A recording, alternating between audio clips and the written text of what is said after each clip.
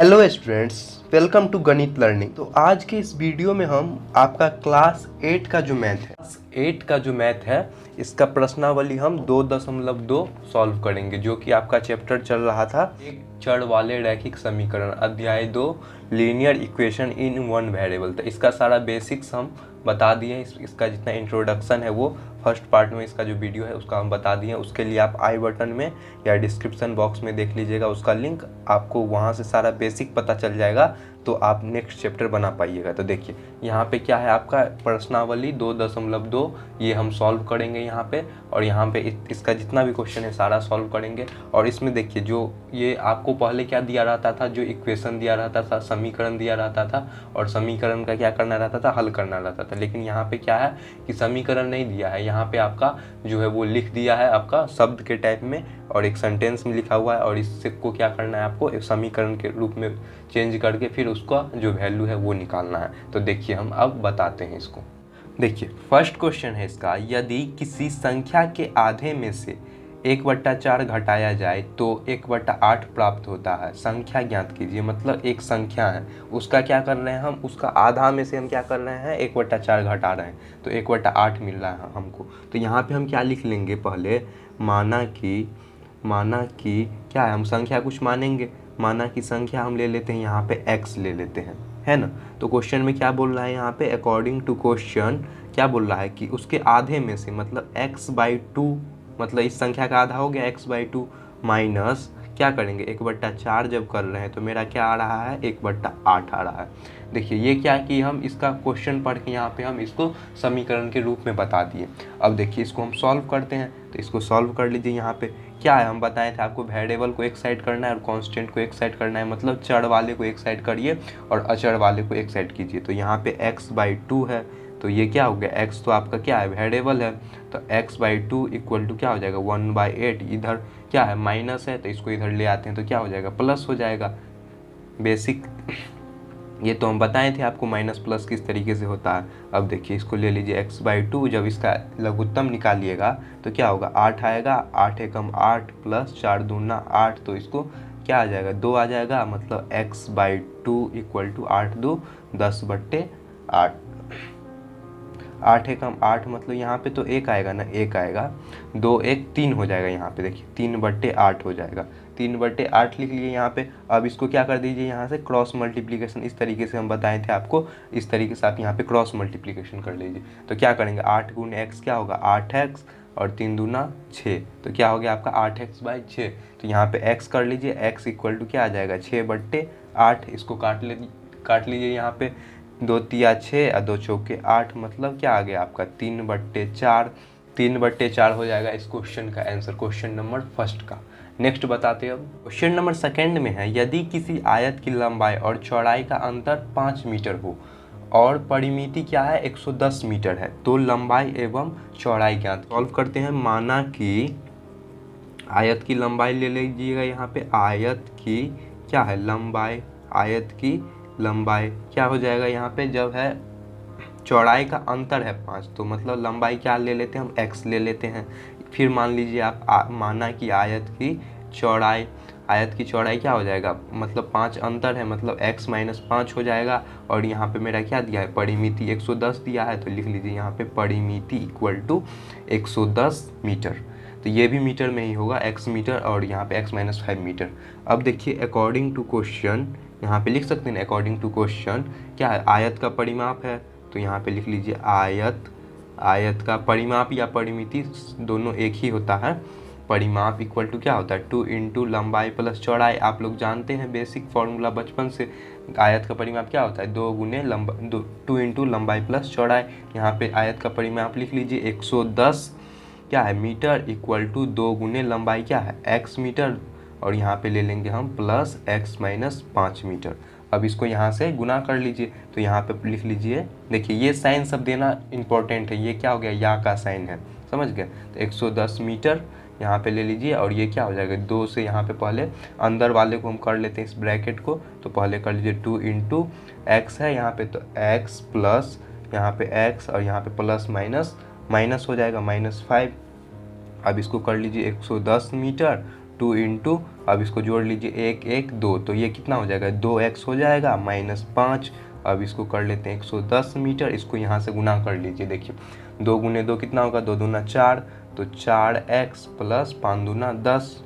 यहाँ पे देखिए 5 दूना 10, यहाँ पे माइनस होगा क्योंकि यहाँ माइनस है, 5 दूना 10। अब कर लीजिए यहाँ पे 110 मीटर और यहाँ पे 4x है, तो 110 में जब इस 10 को इस साइड लाएंगे तो प्लस में होगा, तो 110 प्लस यहाँ पे कर लीजिए प्लस 10 इक्वल टू 4x बराबर 110 metre plus 10 equal to 4x। इसको जोड़ लीजिए, तो 110 और 10 जोड़िएगा तो कितना होगा, 120 मीटर इक्वल टू 4x। यहाँ पे क्या हो जाएगा, x इक्वल टू 120/4, काट लीजिए, 4 तिया 12 मतलब 30 मीटर आया है।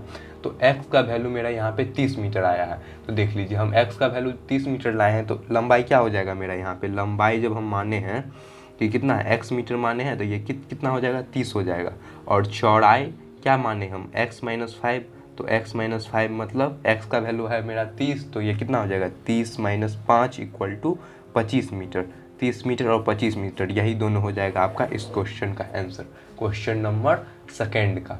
नेक्स्ट क्वेश्चन बताते हैं। अब देखिए क्वेश्चन नंबर 3 में है, चीनी के मूल्य में 25% की वृद्धि होने पर 1 किग्रा जो है वो 1 किलो चीनी का मूल्य 32 रुपया होता है। तो प्रारंभ में चीनी का मूल्य बताएं, मतलब 25% का जब हम उसका रेट में जब वृद्धि करते हैं तो क्या हो जाता है, 1 किलो का मूल्य 32 रुपया हो जाता है। तो मतलब इससे पहले जब 25% नहीं बढ़ाए थे तब कितना होगा, ये हमको बताना है।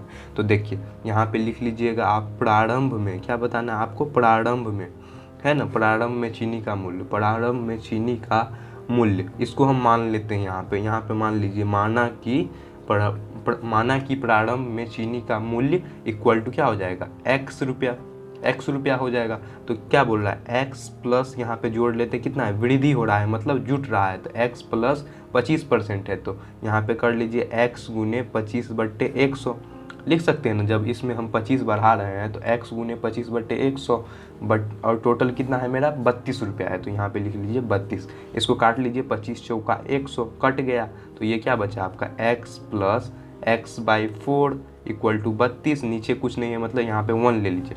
अब इस इक्वेशन को सॉल्व कीजिए, आपको जिस तरीके से हम बताए थे कि वेरिएबल वाले और कांस्टेंट वाले को एक साइड करके, तो यहाँ पे एलसीएम ले लीजिए, मतलब इसका लघुत्तम 4 आएगा और यहाँ पे कितना आएगा, 4x, 4 एकम 4 मतलब x इक्वल टू 32। अब यहाँ से जोड़ लीजिए 4x और 1x कितना होगा, 5x/4 इक्वल टू 32। नीचे कुछ नहीं है मतलब 1 है। अब इसको क्रॉस मल्टीप्लिकेशन यहाँ से हम लोग कर लेते हैं, तो इधर कीजिएगा तो 1 है, मतलब कितना आ जाएगा, 5x और 32 गुने 4 कर लीजिए, तो 32 चौका कितना होता है, 28, 32 चौका 128। अब यहाँ पे कर लीजिए x इक्वल टू 128/5, ये 5 इधर आ जाएगा, तो यहाँ से काट लीजिए, तो x इक्वल टू 128/5, जब इसको काटिएगा 5 से तो ये आएगा आपका 25.6। तो क्या होगा, प्रारंभ में चीनी का मूल्य कितना आ जाएगा आपका, 25.6 रुपया, 25.6 रुपया, यही आ जाएगा आपका आंसर क्वेश्चन नंबर 3 का। नेक्स्ट क्वेश्चन बताते हैं। अब देखिए क्वेश्चन नंबर 4 में है, 2 विभिन्न मूल्य वाली 35 कलमों का कुल मूल्य कितना है, 60 रुपया है ना। तो यहाँ पे क्या है, जो है वो 35 कलम है, उसका कितना दाम है, 60 रुपया है। यदि एक सस्ती कलम का मूल्य कितना है, 1.5 रुपया है, तो एक महंगी कलम का मूल्य 2 रुपया है, तो कितनी कीमत में जो है वो महंगी कलम खरीदी जा सकती है। तो यहाँ पे क्या है, महंगी कलम को हम मान लेते हैं कि कितना x मान लेंगे, और ये कितना हो रहा है, 35 कलम है टोटल, और कितना रुपये दे रहा है यहाँ पे, एक सस्ती कलम है, तो 35 माइनस x ले लेते हैं यहाँ पे। तो देखिए मान लीजिएगा आप यहाँ पे, माना कि महंगी कलमों की संख्या वही ना निकालना है, महंगी कलमों की संख्या मतलब कितना खरीदेंगे, संख्या कितना हो जाएगा, x हो जाएगा। इसी तरीके से मान लीजिए, माना कि सस्ती कलमों की संख्या कितना हो जाएगा आपका, 35 माइनस x, क्योंकि 35 कलम है टोटल है ना, 35 में से कितना हम खरीद सकते हैं, माइनस कर देंगे तब तो सस्ती कलम निकलेगा। टोटल कलम में से अगर आप x माइनस कर रहे हैं, x क्या है, महंगी कलम है, तो आपका सस्ती कलम जितना है वो निकल जाएगा, है ना। तो अब मान लीजिए यहाँ पे अकॉर्डिंग टू क्वेश्चन हम इसको लिख सकते हैं, क्वेश्चन के अनुसार लिख सकते हैं कि 1.5 रुपया वाला कितना पेन आएगा आपका, जो है वो 35 माइनस x कर लेंगे, क्योंकि सस्ती कलम के लिए ये इक्वेशन ली है, और महंगी कलम के लिए हम कितना है, 2 रुपया वाला है ना, तो 2 रुपया वाला x हो जाएगा। तो यहाँ पे लिख लीजिए इक्वेशन, 1.5 रुपया वाला मतलब 1.5 कितना है 1.5 वाला 35 माइनस एक्स, और यहाँ पे क्या हो जाएगा प्लस 2 वाला कितना है 2 वाला आपका एक्स है, तो 2x इक्वल टू 60 है टोटल। टोटल तो 60 का ना पेन खरीदना है हमको। अब देखिए यहाँ पे इसको सॉल्व कर लीजिए, तो यहाँ पे हम दशमलव उड़ा के इसको काट देते हैं, तो दशमलव उड़ाइएगा तो नीचे क्या आ जाएगा 10 आ जाएगा, और यहाँ पे काटेंगे तो 5 या 15 और 5 दूना 10, तो 3/2 आ गया। यहाँ से गुना कर लीजिए इसको, तो ये क्या है आपका 3/2 है, तो 3/2 करेंगे 35 में गुना तो कितना आएगा 35 तिया कितना होता है 5 या 15 3 तिया 9 1 10 मतलब 105 105/2 105/2 माइनस क्या आ जाएगा 3/2x प्लस यहाँ पे कर लीजिए 2x, और ये क्या आ जाएगा 60 आ जाएगा, नीचे कुछ नहीं है मतलब 1 ले लीजिए। अब देखिए यहाँ पे क्या है, ये आपका कांस्टेंट टर्म है ना, अचर है, मतलब ये चेंज नहीं होगा, तो इसको हम इस साइड ले चलते हैं। तो यहाँ पे इसको लिख लीजिए पहले -3/2x प्लस 2x, नीचे कुछ नहीं है 1 ले लेते हैं। आप 1 नहीं भी लीजिएगा तो कोई दिक्कत नहीं है, यहाँ पे हम समझाने के लिए, क्योंकि आप लोग ये चैप्टर फर्स्ट बार बना रहे हैं ना, तो आप लोग ये नीचे 1 ले लेकर लिखिए, क्योंकि आपको समझने में फिर कोई दिक्कत नहीं होगा। यहाँ पे ले लीजिए 60, और जब इधर से इधर ले जाते तो क्या होता है, ये प्लस वाला टर्म है ना 105/2 प्लस है, तो इधर ले जाएंगे तो क्या होगा माइनस होगा, तो 60 माइनस 105/2, नीचे कुछ नहीं है मतलब 1 है। अब दोनों का एलसीएम हम ले लेते हैं यहाँ से, जब इसका आप एलसीएम लीजिएगा तो कितना आएगा 2 आएगा, मतलब -3x प्लस यहाँ पे 2 एकम 2, तो 2 दूना कितना हो जाएगा यहाँ पे 4x इक्वल टू, यहाँ पे एलसीएम ले लीजिए 2, तो 6 दूना 12 मतलब कितना आ जाएगा 120 माइनस कम 2 मतलब यहाँ पे क्या आ जाएगा 105 आ जाएगा। और यहाँ पे फिर कर लीजिए, देखिए -3 + 4, तो 3 में से हम 1 को घटाएंगे माइनस वाले को, तो कितना होगा प्लस वाला x होगा, तो मतलब x/2 इक्वल टू 120 में से 105 को घटाइएगा तो 20 - 5 कितना होता है 15, 15/2 कर लीजिए। अब देखिए ये इक्वेशन है, तो यहाँ पे हम आप इस तरीके से यहाँ पे क्रॉस मल्टीप्लिकेशन करेंगे, कोना कोनी गुना जो बोलते हैं वही करेंगे। तो यहाँ पे कर लीजिए आप, यहाँ से 2 से कीजिएगा तो कितना आएगा ये 2x इक्वल टू 15 दूनी 30, x इक्वल बट्टे 2 काट लीजिए यहाँ से, तो कितना आएगा 15 दूनी 30, मतलब x का वैल्यू मेरा कितना आया है यहाँ पे 15 आया है। तो देखिए अब हम जो माने हैं यहाँ पे लिखते हैं, तो x का वैल्यू हम यहाँ पे क्या माने हैं 15 माने हैं, तो यहाँ पे लिख लीजिए 15 आ गया आपका। और क्या है महंगी कलम कितना खरीद सकते हैं हम 15 खरीद सकते हैं, और सस्ती कलम अगर बोल रहा है यहीं पे निकाले, क्वेश्चन में नहीं बोल रहा है, लेकिन अगर आपको निकालना हो तो निकाल लीजिए यहाँ पे 35 माइनस x कितना है 15, 35 माइनस 15 कितना हो जाएगा 20 कलम सस्ती खरीदाएगा, और यहाँ पे महंगी कलम जो है वो 15 खरीद जाएगा। तो इस क्वेश्चन का आंसर क्या हो गया 15 हो गया, क्योंकि हमको बोल रहा है महंगी कलम बताने के लिए।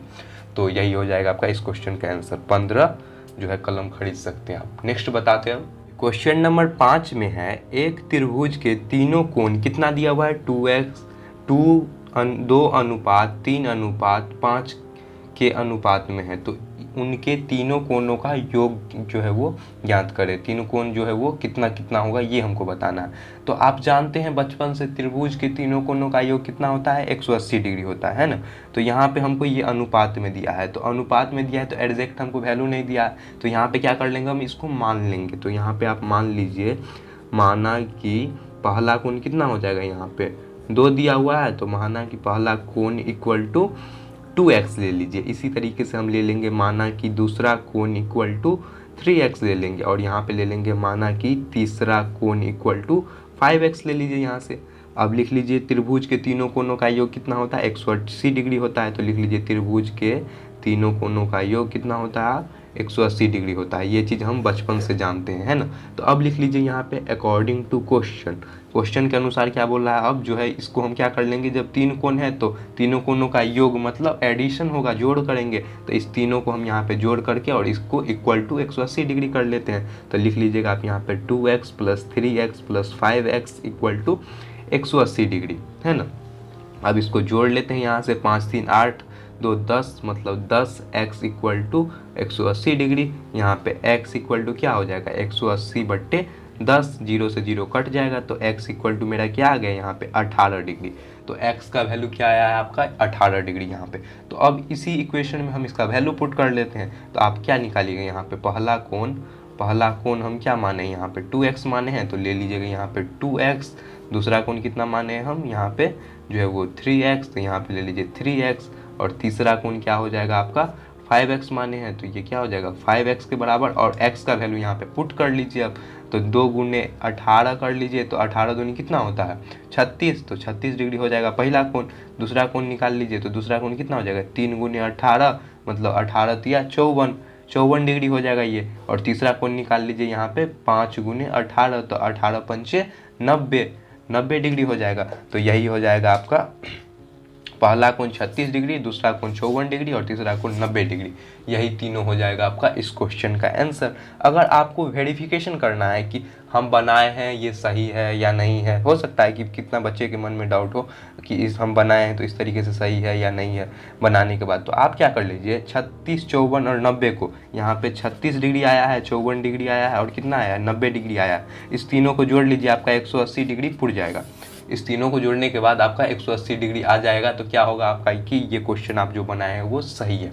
नेक्स्ट बताते हैं अब। ये क्वेश्चन नंबर 6 में है कि बिल्लू के पास 1 रुपया, 2 रुपया और 5 रुपया के कुल 160 सिक्के हैं, जिनका कुल मूल्य कितना है 300 रुपया है। यदि 2 रुपये के सिक्कों की संख्या 5 रुपया है ना, 2 रुपये के सिक्कों की संख्या कितना है यहाँ पे 5 है, तो क्या बोल रहा है 5 रुपये की सिक्कों की संख्या कितना है 3 गुनी हो जाए, मतलब 2 रुपये के सिक्कों की संख्या हमको बताना है कितना होगा, और 5 रुपये का सिक्का कितना है 3 गुनी हो रहा है, तो उसके प्रत्येक जो है वो उसके पास प्रत्येक प्रकार के कितने सिक्के हैं, मतलब आपको बताना है यहाँ पे 5 रुपये का कितना सिक्का है, 2 रुपये का कितना सिक्का है और 1 रुपये का उसके पास टोटल कितना सिक्का है ना, और टोटल पैसा कितना है उसके पास 160 रुपया है। तो देखिए इसको यहाँ पे मान लीजिए, माना कि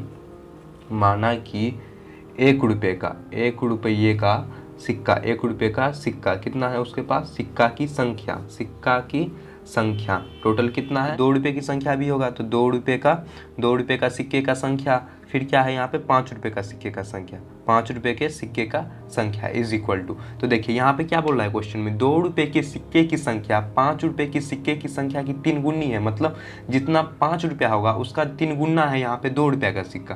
तो अगर 5 रुपया को हम x मानते हैं, तो 2 रुपये वाले को क्या है 3 गुना है, मतलब 3x मान लेंगे, है ना। और उसके बाद कितना बच जाएगा आपका 160 है इधर, तो 160 माइनस 3x और 1x कितना होगा यहाँ पे 4x होगा, तो यहाँ पे घटा देंगे माइनस 4x के बराबर, तो 160 माइनस 4x, तो इस टाइप का आपका ये आ गया सिक्का का इक्वेशन। अब देखिए, अब टोटल कुल कितना सिक्का है मेरे पास जो है वो 300 रुपया मूल्य है, तो सिक्कों का मूल्य लिख लीजिए यहाँ पे कितना है, सिक्कों का मूल्य कितना है आपका, मूल्य है आपका 300 रुपया, और टोटल सिक्का कितना है यहाँ पे, कुल सिक्का कितना है आपका 160, कुल सिक्का इक्वल टू 160 है, तो इसको हमको जोड़ने के बाद कितना आना चाहिए 160 आना चाहिए जब इसका हम निकालेंगे, और टोटल मूल्य है मेरा 300 रुपया। तो देखिए अब हम यहाँ पे सॉल्व करते हैं इसको, तो लिखिएगा आप यहाँ पे अकॉर्डिंग टू क्वेश्चन, प्रश्न के अनुसार जो है वो एक क्या है 1 रुपया का कितना सिक्का है आपका 160 माइनस x, तो यहाँ लिख लीजिएगा 160 माइनस कितना हो जाएगा 4x, और यहाँ पे 2 रुपया वाला है तो 2 रुपया वाला कितना हो जाएगा यहाँ पे जुट जाएगा, मतलब 2 रुपया का टोटल सिक्का 2 इंटू कितना हो जाएगा आपका 3x, और यहाँ पे 5 रुपया वाला कितना है 5 into x equal to total सिक्का कितना है मेरा यहाँ पे मूल्य 300 रुपया, तो यहाँ पे ले लीजिए 300 रुपया। अब इसको यहाँ से कर लीजिए मल्टीप्लाई, तो ये कितना हो जाएगा आपका एक मतलब 160 डिग्री माइनस कितना हो जाएगा यहाँ पे माइनस 4x प्लस 3 दूना 6x प्लस 5x, और यहाँ पे कितना हो जाएगा 300 हो जाएगा, है ना। अब इसको यहाँ पे हम जोड़ लेते हैं, तो जोड़िएगा तो कितना हो जाएगा यहाँ पे 6 5 11, और 11 में से 4 जाएगा तो कितना हो जाएगा आपका 7x, तो ये आ जाएगा आपका 7x, और 160 को हम इस साइड ले आते हैं, मतलब 300 माइनस 160। अब यहाँ पे कर लीजिए 7x इक्वल टू क्या हो जाएगा 300 माइनस 160, जब घटाइएगा तो 140, और ही हम डिग्री लिख रहे हैं यहाँ पे, सिर्फ आपका 140 होगा, समझ गए 140 होगा। अब यहाँ पे लिख लीजिए आप x इक्वल टू कितना होगा 140 बट्टे 7, 7 से 7 काट दीजिए तो कितना होगा, 7 से काटेंगे 140 को, तो 7 दूना 14 मतलब 20 आ गया। तो यहाँ पे x का वैल्यू कितना आया है मेरा 20 आया है, तो x हम किसके लिए माने 5 रुपया के लिए माने हैं यहाँ पे, तो हम यहाँ पे 5 रुपये का पहले लिख लेंगे, तो आप लिखिएगा यहाँ पे 1 रुपये का क्या है सिक्का, 1 रुपये का सिक्का का संख्या, और यहाँ पे लिख लेंगे इसी तरीके से 2 रुपये के सिक्का का संख्या, और यहाँ पे 5 रुपये के सिक्का का संख्या। तो x हम कितना माने हैं 5 के लिए माने हैं ना x, तो ये कितना आया है मेरा 20 आया है, तो ये आ जाएगा 20 रुपये यहाँ पे आ जाएगा, और यहाँ पे कितना आ जाएगा हम 3x माने हैं, 3x मतलब 3 × 20 मतलब 20×60 आ जाएगा यहाँ पे सिक्का।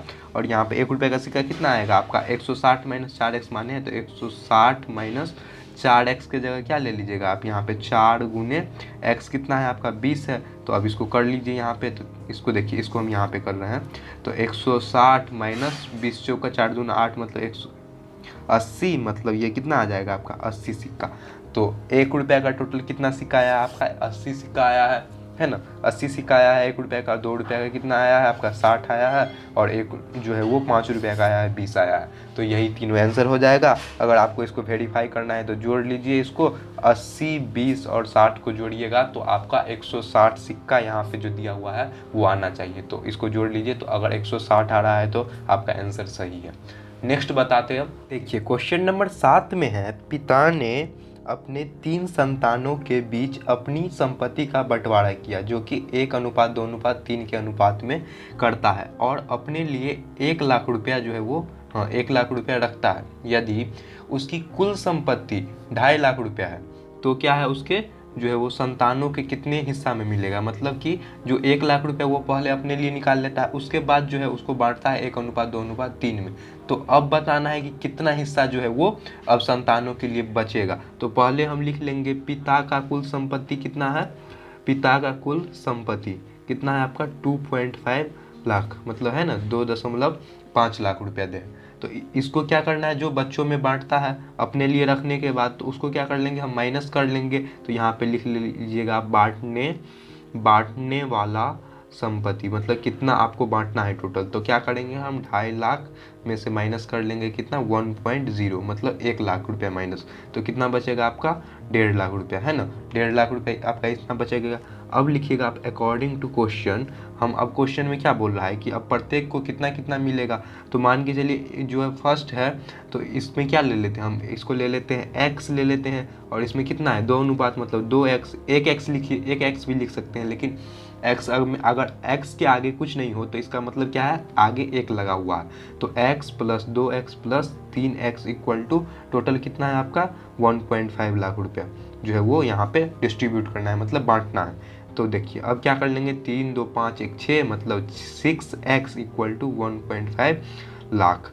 अब कर लीजिए x = जो है वो 1.5 लाख। 15 पे 5 0 1 2 3 4 बट्टे 6। अब इसको काट लीजिए यहाँ से, जब काटिएगा तो कितना होगा जो है वो 6 से काटिए तो 6 दूना 12 और 6 पंजे 6 दूना 12 तो 12 में से 3 आएगा, 6 पंचे 30, 25 पे डाल दीजिए 3 0 मतलब 25,000 रुपया। एक्स का वैल्यू कितना आया है मेरा 25,000 रुपया। तो पहला संतान के लिए हम कितना लिए हैं एक्स लिए हैं। तो यहाँ पे लिख लीजिएगा प्रथम संतान को कितना मिलेगा जो वो एक्स अमाउंट मिलेगा मतलब है ना एक्स अमाउंट। तो एक्स कितना है आपका 25,000 रुपया मिलेगा पहले संतान को। फिर क्या है दूसरा संतान को कितना मिलेगा आपका जो है वो 2x दे रहा है उसको। तो यहाँ पे लिख लीजिए 2x मतलब 2 × 25,000 मतलब यहाँ पे क्या हो जाएगा आपका 2 × 25,000 मतलब 50,000 हो जाएगा यहाँ पे। तो इसको कितना मिल रहा है आपका 50,000 रुपया मिल रहा है ना। और कितना है तीसरा संतान को, तीसरा संतान जो है उसको कितना दे रहा है 3x दे रहा है। 3x मतलब इसका 3 गुना 3 × 25,000। तो इसको कर लीजिए तो कितना होगा 25 या 75 तो 75,000 रुपया इसको मिल रहा है। तो आपका कितना मिल रहा है फर्स्ट संतान को मिल रहा है आपका 25,000 रुपया, दूसरे को मिल रहा है 50,000 और तीसरे को कितना मिल रहा है 75,000 रुपया मिल रहा है। इस तरीके से डिस्ट्रीब्यूट होगा। अगर आपको इसमें वेरिफिकेशन करना है कि आपका सही है कि नहीं है बनाए हैं तो क्या कर लीजिए 25,000 और 50,000 और 75,000 तीनों को जब जोड़िएगा तो ये आपका जो है वो 1.5 लाख के बराबर आएगा। क्वेश्चन नंबर 7 आप लोग इस तरीके से सॉल्व कीजिए। नेक्स्ट बताते हैं। क्वेश्चन नंबर 8 में है 11 के लगातार 3 गुणजों का योग 231 है। तो उनका जो है वो ज्ञात करें कि कितना होगा। तो 11 के लगातार 3 गुणज है तो मान लीजिए यहाँ पे माना कि क्या होगा 11 का पहला गुणज जो उसका जो मल्टीपल कीजिएगा गुना कीजिएगा तो इसको हम x मान लेते हैं। और दूसरा गुणज यहाँ से लिखिएगा आप दूसरा 11 का दूसरा गुणज कितना हो जाएगा आपका होगा x + 1 होगा। फिर 11 का क्या लिखिएगा यहाँ पे तीसरा गुणज 11 का तीसरा गुणज कितना हो जाएगा x + 2 हो जाएगा। x में तो जुटेगा। अब क्या है जब क्या करना है गुणज मतलब उसका मल्टीपल में आएगा मतलब उसको गुना करेंगे। तो यहाँ पे लिखिएगा आप according to question 11 × x + 11 × x + 1 plus कितना हो जाएगा 11 × x + 2 टोटल कितना है आपका 231 है। तो अब यहाँ पे इसको गुना कर लीजिए तो कितना आएगा 11x प्लस ये आएगा आपका 11x प्लस 11 प्लस 11x यहाँ पे और 11 दूनी 22। अब आप लोग ये समझ गए होंगे किस तरीके से हम यहाँ पे गुना करते हैं, है ना। अब देखिए इसको जोड़ लेते हैं, x वाले को एक साइड, तो x को जोड़िए 11 दूनी 22 दिया 33, तो इसका कितना आएगा 33x और यहाँ पे 22 11 जोड़िएगा तो कितना आएगा 33 आएगा इक्वल टू 231। अब जो है वो चर वाले को एक साइड और अचर वाले को एक साइड कर लेते हैं, तो ये कितना आएगा 33x इक्वल टू 231 और इधर प्लस है तो इधर ले जाएंगे तो माइनस हो जाएगा, तो 231 माइनस 33 x इक्वल टू कितना आएगा 231 में से 33 घटाइएगा तो आपका आएगा 198, यहाँ पे 33x है और x इक्वल टू आएगा आपका 198/33। इसको काट लीजिए तो 33 छक्के 198 होता है, क्षेत्रीय का 18, क्षेत्रीय का 18 19, हाँ 33 छक्के 198 होता है। तो x का वैल्यू मेरा यहाँ पे क्या आ गया x इक्वल टू 6, मतलब x का वैल्यू आपका 6 आ गया। तो अब क्या कर लीजिए इसी को यहाँ पे गुना करके लिख लीजिए। तो अब देखिए यहाँ पे हम लिख लेते हैं, आप इसको अलग से लिखिएगा, हम स्पेस में यहाँ पे कम है इसलिए हम यहाँ बता देते हैं।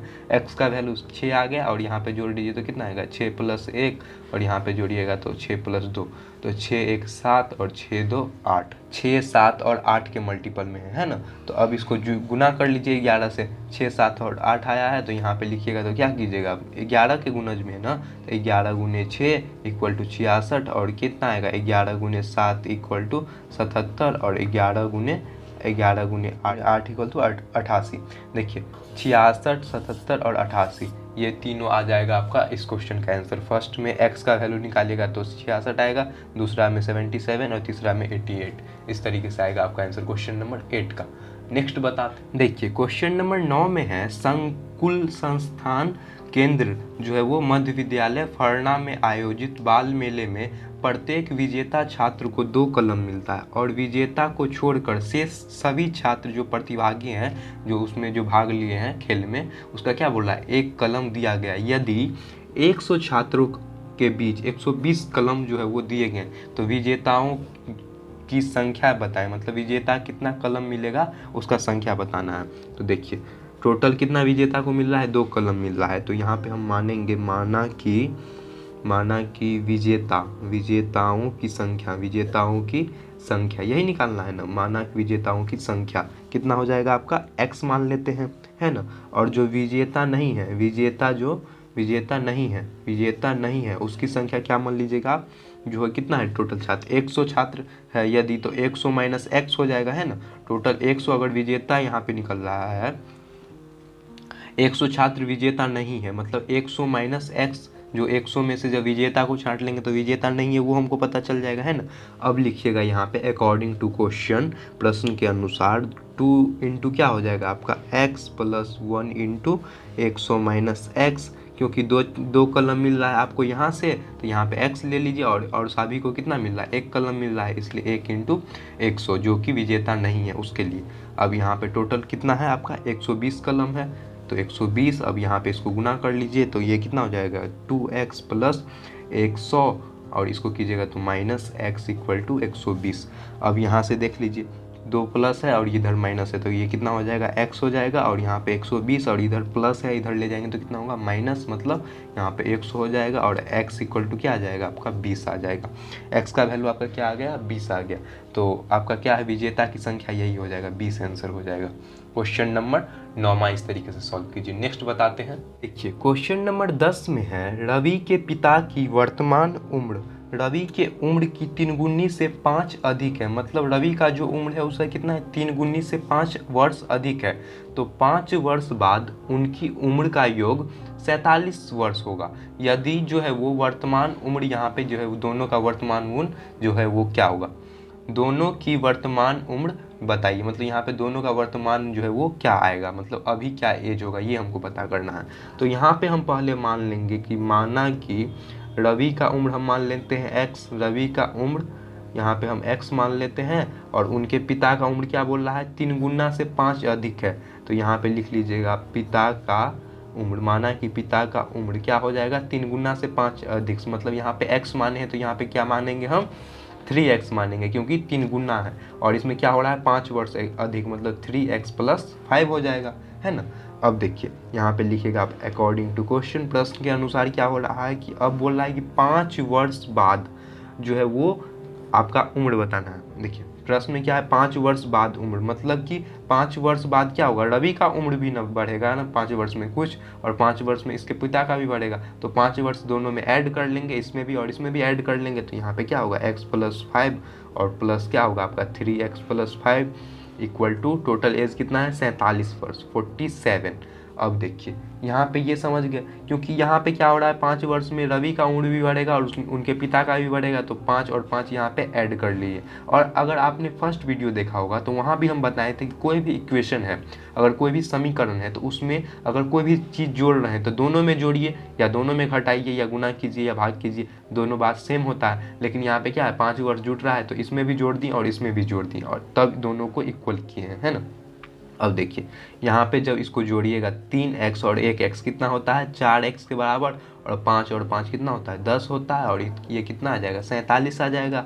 4x equal to 47। यहाँ पे जो है वो 3x+5 हम लिए हैं, लेकिन इनका पिता का भी उम्र बढ़ेगा तो यहाँ भी 5 होगा, समझ गए ना। यहाँ पे 5 छूट गया था तो 5 यहाँ पे जोड़ लीजिए, 5 10 ये 15 हो जाएगा, यहाँ पे 15 कर लीजिए, कितना है 4x प्लस यहाँ पे 15 लिखा हुआ है 47 माइनस 15। अब इसको यहाँ पे घटा लीजिए, 15 क्यों आया, क्योंकि इसमें भी ऐड किए इसमें भी ऐड किया, ये 5 वर्ष बाद का है आपका, 5 वर्ष बाद जो आएगा वो हम बताना है ना, 5 वर्ष बाद जो। तो यहाँ पे क्या कर लीजिए 4x इक्वल टू, जब इसको घटाइएगा यहाँ पे 47 में से 15 तो ये कितना आएगा आपका 32 आएगा, है ना। x इक्वल टू क्या होगा आपका 32/4, तो 8 चौक 32, तो x का वैल्यू क्या आ गया मेरा 8 आ गया। तो अब इसमें बोलिए जो जो हम लिए हैं वो चीज़ आप यहाँ से लिख लीजिए। तो रवि का उम्र यहाँ पे क्या लिए हैं हम, रवि का उम्र लिए हैं हम x माने हैं, रवि का उम्र x माने हैं, तो रवि का उम्र कितना हो जाएगा 8 साल हो जाएगा, है ना। और उनके पिता का उम्र कितना माने हैं, पिता का उम्र माने हम यहाँ पे लिखिए पिता का उम्र क्या माने हम यहाँ पे 3x+5, है ना। 3x+5 तो x के जगह दे दीजिए 8, मतलब 3 गुने 8 + 5, तो पहले गुना का होता है तो 8 त्रिक 24 + 5, 24 5 कितना होता है आपका 29 वर्ष। 29 वर्ष क्या हो जाएगा उनके पिता का उम्र हो जाएगा, और रवि का उम्र कितना हो गया 8 साल का होगा। अभी रवि और उनके पिता का उम्र कितना होगा 29 साल होगा। तो इस तरीके से आप लोग क्वेश्चन नंबर 10 तक सॉल्व किए आज के इस वीडियो में। हम नेक्स्ट वीडियो से आगे का जितना भी चैप्टर है उसको हम कंटिन्यू करते हैं।